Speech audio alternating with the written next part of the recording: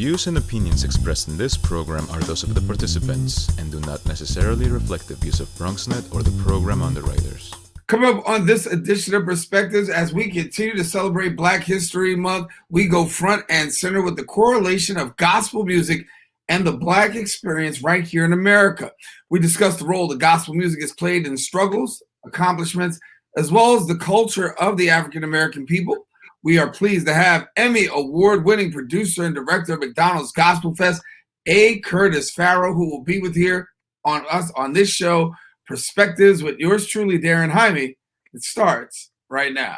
What's on your mind? Express what's on your mind. What's on your mind? Anything relevant to life, you bring it to the table. Whether you make a move solo or a movement with a stable. No fables, just speak on your decisions. Cause in the long run, it's your voice, your views, your vision. Keeping it real with many messages for you to know. This ain't radio, but DJ runs the show. Entertainment, he rocks it. Politics, he locks it. The host with the most would handle any topic. Don't forget to share your perspective with shines of light. Cause it might make a difference in someone else's life. Make a difference in someone's life. Express what's in your heart and your mind. Share your perspective.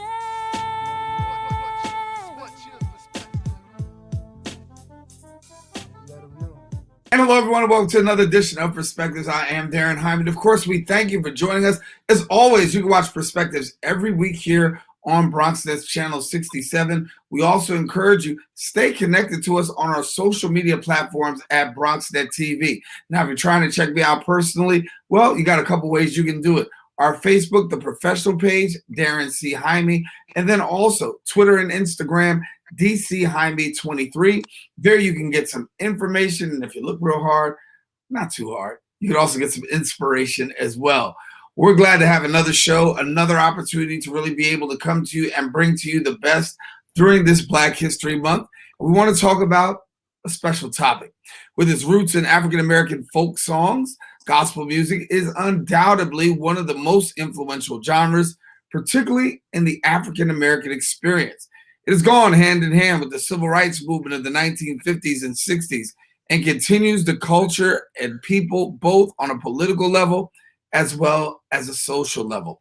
Gospel music has preserved the traditional lyrics and themes of our ancestors and continues to lend a voice as well as an expression of the Black experience. Joining me now to talk more about this is someone who knows gospel all too well. Pleased to be joined with a very special guest. He's worked with some, if not all, of the biggest names in gospel music. He's also an Emmy award-winning producer and a director. He's been the director of one of the largest gospel festivals in America, none other than Mr. A. Curtis Farrow, who joins us right here on Perspectives. Curtis, good to have you back, brother. Hey, how are you? I'm glad. Listen, we're living the dream, but yes, we're living it. We're trying to just make it through this pandemic. How you doing? Yes, I'm fantastic. I am fantastic, and it's good to see that you're being strong and courageous. You know, Daren, these times were made for us. So This is an appropriate conversation we're going to have today about gospel music because people need something to hang on to, and there's nothing better than gospel music. Well, I think you hit the nail on the head. I mean, for me, I think about what goes on in society right now, right? And, for the last 4 years, let's be honest, we Blacks have endured an undue amount of oppression and also trauma, right? And we know that this is nothing new to the African American community and communities of color. But when we think about gospel music during times of oppression, slavery, civil rights movement, was a real staple, and it helped a lot of people make it through. Absolutely. And, even now, I meet a lot of times with a lot of the young people who are part of the Black Lives Matter movement. I mean, we all are a part of the movement. And that's what I constantly tell them is that, with every movement, there is music. And, even with the different Black Lives Matter movement marches that happened within New York City and the one in Washington, D.C., I just found it so funny how people were saying, the pastors weren't that involved this time. Oh, the churches weren't involved this time. Oh, it wasn't about, We Shall Overcome or the gospel music. And you know what's funny? It was the only music I heard the entire time. We Right. shall overcome. No, guys, don't get it twisted. That is a Black hymn. It is a Black, how can I say this? Gospel music legendary song that the civil rights period made the song famous, basically. And so I think it's really one of these, and I kind of blame the pastors for it too, I have to tell you. And sorry, I know you're a pastor, but I have to blame not you, but a lot of the pastors don't realize that having and cutting music from out of the church kind of program and making it be just praise and worship and not the whole plethora of gospel music. We have a lot of people out here right now who don't understand and who haven't been taught, that gospel music is more than just a hymn. You know what I'm saying? It's more than just a song of praise. It is much more than that. And I think that, I know for me, being raised in the church, it was so helpful for me to be a part of the music department. And what I find is a lot of the folks who never used or went into a career of music, but they always say being a part of that choir gave them structure. Right. Being a part of that choir gave them learning. It also gave them the sense of why it's important that we as a people, and I'm not talking about just Black people, I'm talking about we as the human race, that we that have a belief in God, it's important that we have many ways to praise God. It can be through song, it can be through hand clap, it can be through feet patting. God has blessed us with so many ways to praise him, and gospel music is the earth of that. It is like getting folks to understand how important it is to have gospel music still be a part of our everyday conversation, Daren, is right. A battle for me right now. And that's kind of what I'm on right now. That's kind of where I am right now. That's my lane. I don't want folks to think that the success that we've gotten recently with Black Lives Matter, that it just happened just because we had young people in the street. You and I both know the civil rights period, people don't realize Dr. King was only 30. They were young. Right. They were younger than a lot of the folks who are out there right now. You know what I mean? Absolutely. So it's always been the young people, in the 60s and the 70s, it's always been the young people who've brought about change. Share with me a little bit about this here when we talk about gospel music as we know it, right? We know for now gospel music has emerged into different kinds of genres, Yes.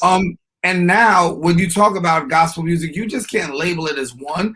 I mean, you've got you've got the Kirks, you got the Donnies, you got the, and they're very different. There are a lot of there are sameness, but they're so different. That Kirk Franklin is on the edge. You know what I'm saying? His music is so brilliant. When you sit down and you listen to Kirk Franklin's music, you know what? A lot of folks who don't know music don't even realize sometimes you can sit down and listen to Kirk Franklin and you are like, wait a minute, isn't that Beethoven in there? You know what I'm saying? That's a little Brahms in there. You know what I'm saying? He's a brilliant, brilliant writer and takes it to the edge, pushes gospel music to the edge, which is what we should be about. God, the great creator, made us little creators, so we should always be creating. So I like the fact that he pushes it to the edge. But then you take Donnie, who is a gospel singer, tenor extraordinaire. There's almost no other tenor, the gospel tenor, that I can say who is better than Donnie McClurkin. But it's very different, but they both are gospel music. The same thing with, if I was to bring in one of the quartets, a lot of folks are like, oh, that's quartet. I'm like, no, that's gospel. It's gospel, right. Kids. You know what I mean? So to your point, defining gospel music, people want to make it much smaller than it is. It's much larger. It's much more inclusive. And there are many different formats within that title, gospel music. Yeah, and I think about some young people, Kiara Sheard. I think about Richard Tolbert.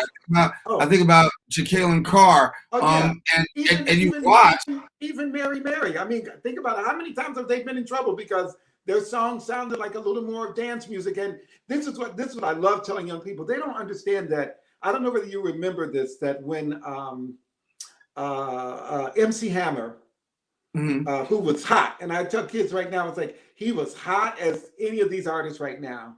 And I said, and MC Hammer, along with Tremaine Hawkins, put out "Do Not Pass Me By."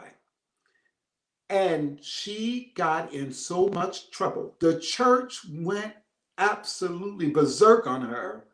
And now every single church, including yours, that is a staple every Sunday morning.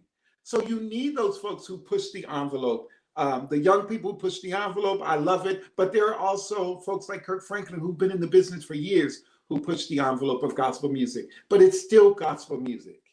Yeah, I'm going to take a break in a few seconds, but after I come back after the break, what I want to do is have an opportunity to talk to you a little bit more about McDonald's Gospelfest, because we know that that's what you're the staple for. So we're going to come back and talk more with Curtis Farrow when we return right here on Perspectives. Don't go anywhere. We're coming right back right after this.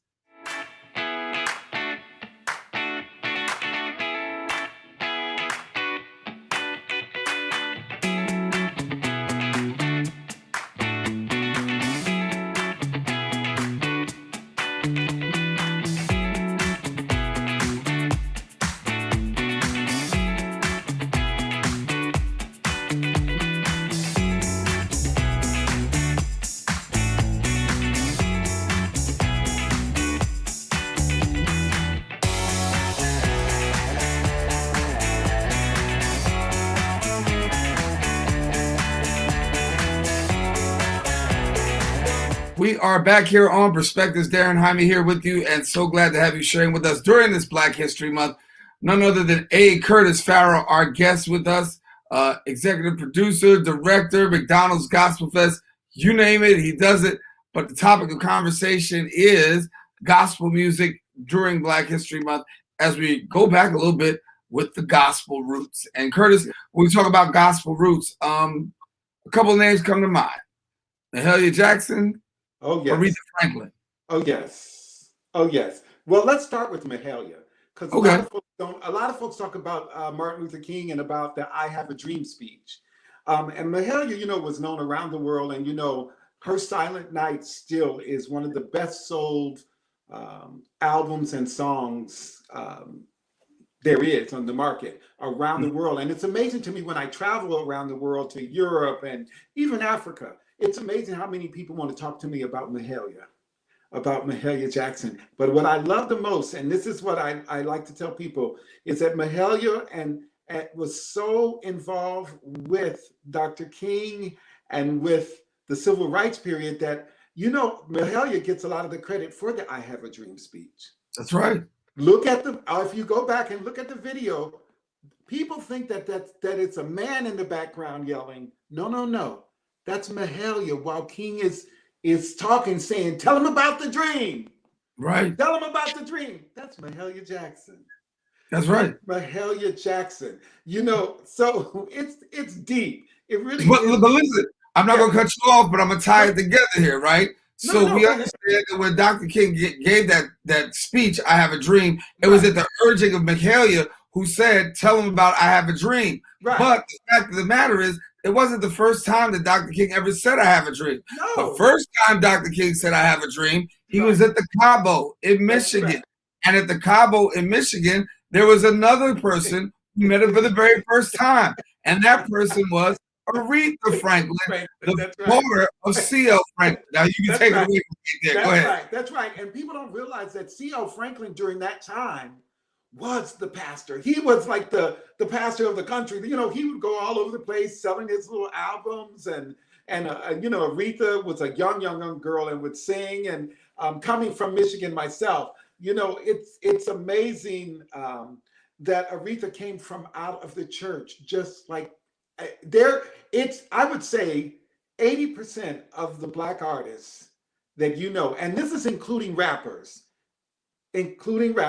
have come from out of somebody's church, have gotten some training somewhere in the church where they were involved with gospel music. And Aretha, well, what can we say? Aretha was truly, not only was she gospel music and did she represent gospel music, but Aretha was one of the only ones who was able to, even during her time of selling Respect, and selling Pink Cadillac, she could go to church that Sunday and the people would shout while she was singing gospel music. That's not quite the case a lot of times. A lot of times if they come to church, you're like, I don't know, what's she gonna do? What's she gonna do? Aretha truly was the queen. She was allowed to go back and forth. Plus, here's the other thing. When Aretha Franklin sat at that piano, I don't care what no one says. See, and I have the experience with her, so I can say it. Right. You were in church. You hear me? You Mhm. felt like C.L. Franklin was coming up to preach any minute because that was her. That's who she was. That's who Right. she was. And when you went to see her concerts, she never ever did a concert without doing some gospel within her concert. Whether it was at Radio City Music Hall, whether it was at Madison Square Garden, whether it was at Cobo Arena, no matter where it was, she always did that. And she was always a part of the movement. I mean, she was always politically involved and always giving money and so generous, and is truly not only the queen, but she is truly represents gospel music and raised in the church, just like most. The same with Whitney Houston. Whitney Houston was another one. The Whitney Houston was another one who could, and I got to see this because I was a minister of music at New Hope Baptist Church, and Whitney would be on TV singing, and overseas doing her concerts, and she would come to church on that Sunday and sing "He Will Not Come Down" from the cross, and the whole church would just be shouting. Mm-hmm. And she was able to go back and forth, and mainly because she was a church girl, but they knew that she was not only gospel music, but that gospel music was rooted in her and was never going away. See, once it's in you, that's the other thing about gospel music. Once it's in you, it's never leaving. Right. Because it's always there for you to hold on to. It is always that communication guide to God. I tell everyone that all the time. Gospel music is a communications guide to God. And if you use it, guess what? You will never lose, and you will never get lost, ever. Well, talk to me about this before we we got a few minutes before we go to break. But here, we want to know about McDonald's Gospelfest. I mean, that's a huge staple, right? In gospel music. Yeah, that's a huge staple. What's going to happen? McDonald's Gospelfest is fantastic. It's great. We're going to do this year. It's happening. As a matter of fact, March 1st and March 2nd, we will be auditioning folks. Folks can call our offices, 973-643-6262, and we can tell you how to get more information on that. But Gospelfest this year, it's bigger than ever. It is going to be on TV. It's going to be virtual. We're going to make sure, you know what, Daren, we even came up with another idea. We're also going to allow churches to put it on their websites, on their own platforms. Wow, okay. Yes. So we're going to let it just go. We're going to give it to the people and let it just go. So we're excited. And, we have the same Erica Campbell, Hezekiah Walker, all of the biggies will be on there. Yolanda Adams. I mean, we always have the biggest names. So all of the biggest folks in gospel music will be a part of it, including those young boys, Group Fire. I don't know whether you remember, you had them on 2 years ago, and now they're the hottest thing in gospel music. Yes. Yes.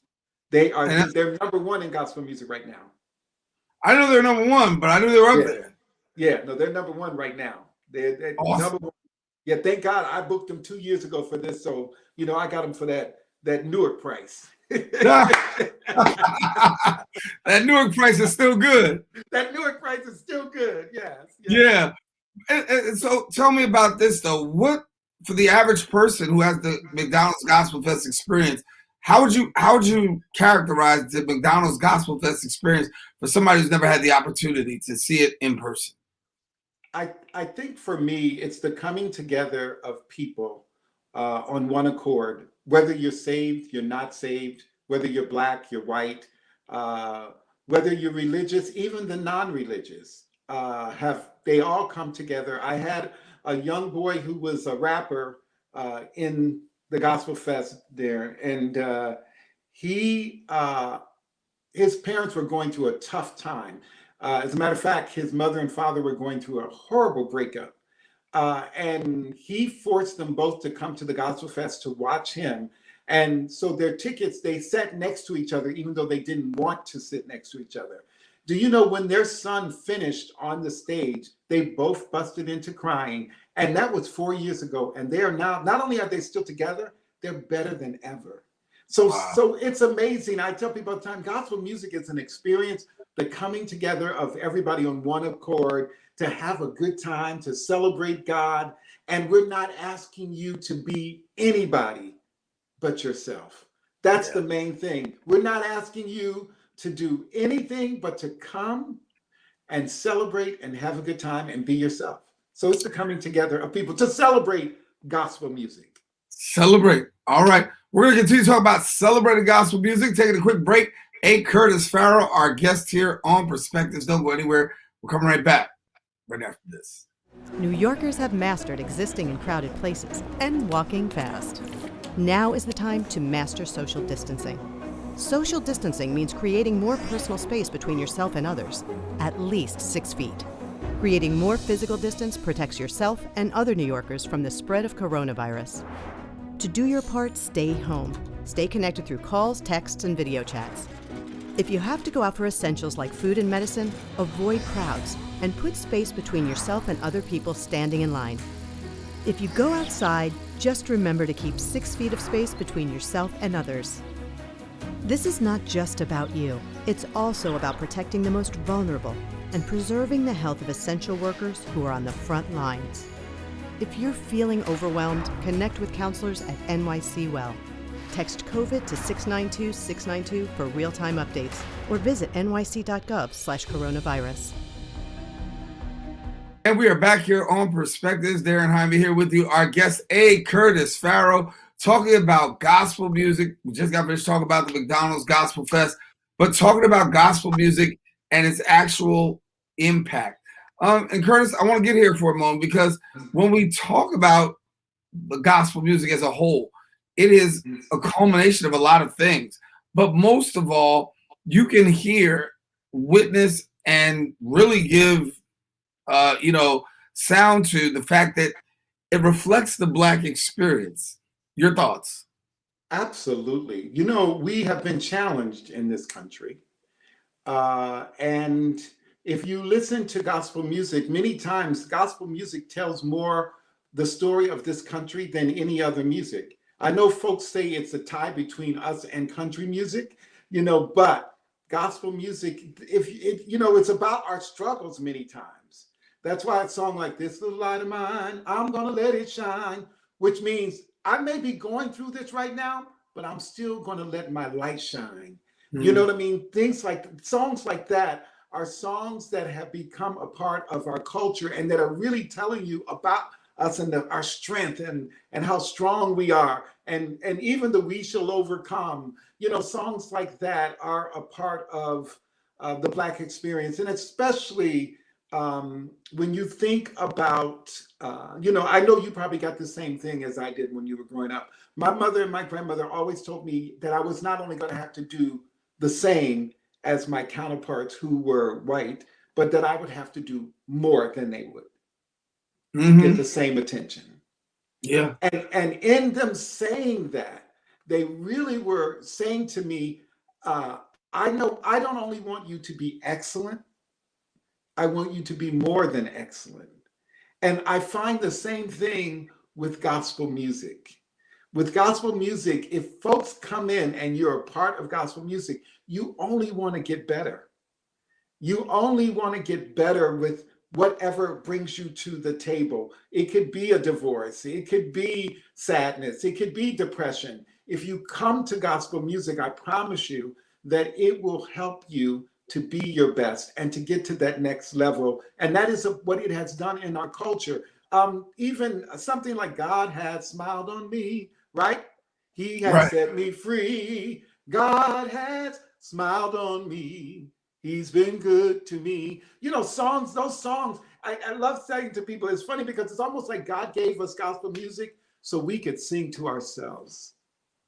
There's no better music in the world for you to sing to yourself than gospel music that will guide you. Again, remember I said it is that guide to God. Right. It will guide you to a place of warmth, to a place of satisfaction, to a place of celebration, to a place, even if you're mourning, it will celebrate you and it will get you to a place of happiness. And even during mourning, it will get you to a place of understanding.